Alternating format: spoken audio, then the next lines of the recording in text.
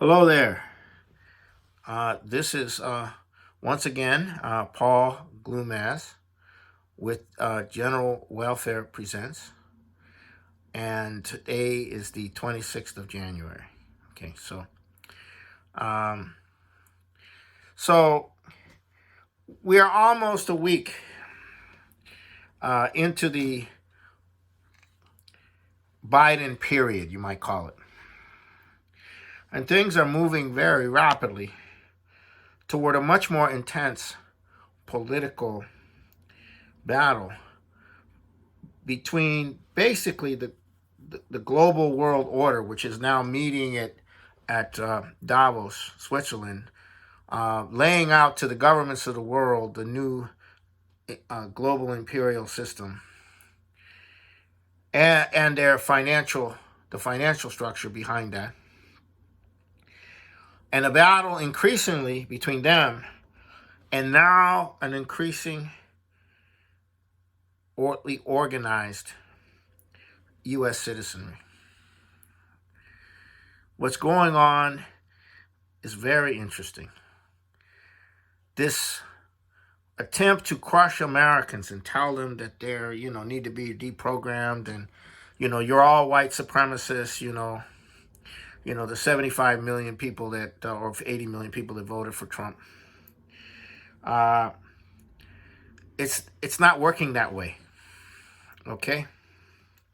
But before we get into that, let's look at some of the executive orders that are coming down from Biden. He signed, 35, 40 executive orders, memorandums, requests, and so forth. And so here's some of the major ones: the cancellation of the Keystone Pipeline and trying to end the leases, and of course the Trump administration massively sped up the lease contracting to before this took place. But nonetheless, those unions that were promised, that wouldn't happen in the campaign by Biden. They're now rebelling against Biden. So then you have this H.R. 1. The first bill is a radical transformation of the election laws. Everything from 16-year-old voting to motor voter, to no identity cards, online registration, no checks at all, no social security numbers, just your last four digits, 1 day voting, infinite harvesting of votes, no regulations whatsoever, and a national mail-in voting system. Oh, this is really something else. This is really going to go over big. So they're trying to use that as the consolidation of power and discard the constituencies.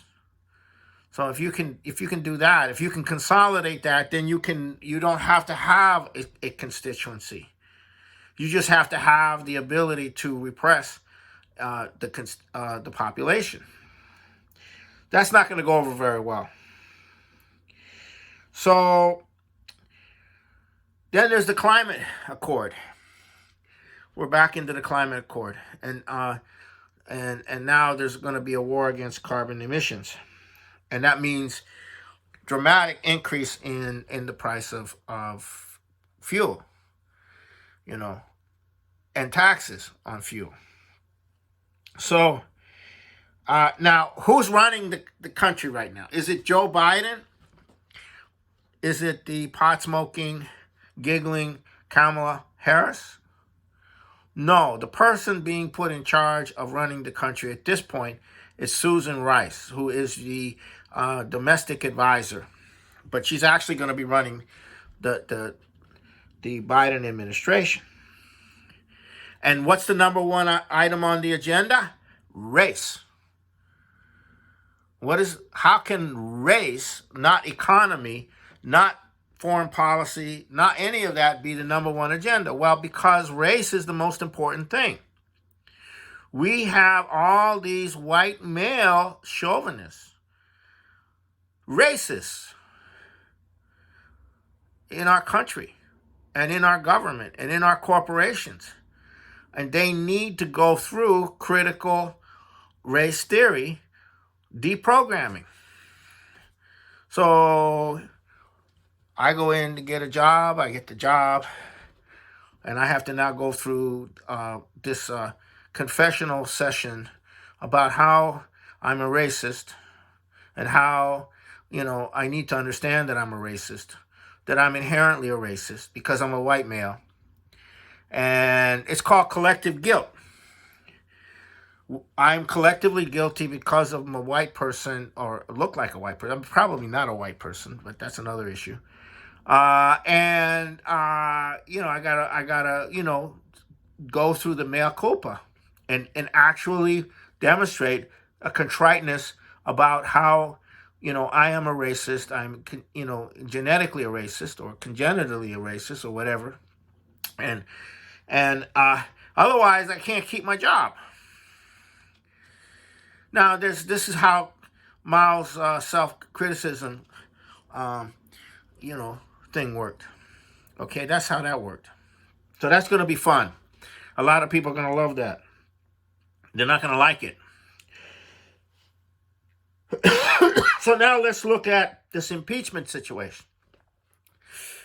They're going to impeach a private citizen, and there's no provision that a legislative body has the right to impeach anybody that's a private citizen. That's for the courts.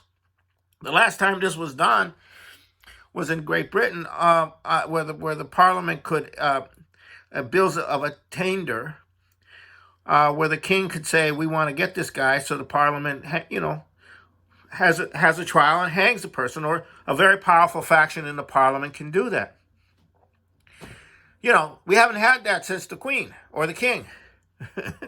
So then Judge Roberts won't preside over it. So it's going to be a fanatic Trump hater, Senator Leahy of Vermont. He's going to be presiding over this thing. So finally, today, Ron Paul called out the charade and forced a vote on whether it on the point of order of whether the impeachment was at all constitutional, and only 5 Republicans voted that it was constitutional. So that means that it's not going to go. So meanwhile, they're going to go ahead with it because it's how insane the situation is. At the point they stop attacking Trump is the point in which their whole thing collapses, because they're screwing everything up royally, and they're making enemies within their own ranks or within the people that thought they wanted to get rid of Trump. Now what's going on in the Trump base? Well, this is very interesting. First of all, Trump has just formed 2 organizations. One is a 501c3 called Center for American Restoration. The other is a 501c4, which is more of an activist group called American Restoration Action. So these are the beginnings of the umbrellas under which Trump will lead a movement. Okay? A Patriot Party has been formed, but it is not with Trump. It has some connections to Q, which is a very negative situation. A very negative situation. So there's obviously going to be efforts to split the population, localize it, create states' rights organizations are going to move in and do their thing. But Trump is creating a national movement. It's very clear. And the battle is for the control of the Republican Party. Now, the Pennsylvania state Republican Party has vowed that they are all for Trump. This is very significant. Several of the senators that are claimed that they would support impeachment are now dropping out of any future races. They're going to fill out their terms, and that's it. Dan Newhouse in Washington State 4th Congressional, 6 of the 7 counties have censured him. There's grassroots organizations popping up all over the place. But that's not going to work unless Trump can provide through his national movement, a orientation culturally and economically. And that's going to be the key. Because that's the only way you're going to unify all these grassrooters, a lot of them who are getting into county secession and state secession and things like that. So this is a rapidly developing situation. It's going to move forward very fast. People are now realizing they have to figure things out for themselves. They now have to get involved, and that's starting to happen. In every state of the country, this is beginning to happen. So we haven't seen this kind of activation in the population since Pearl Harbor, perhaps, or since some event like that. So stay tuned. I'll have more next week. All right, take care.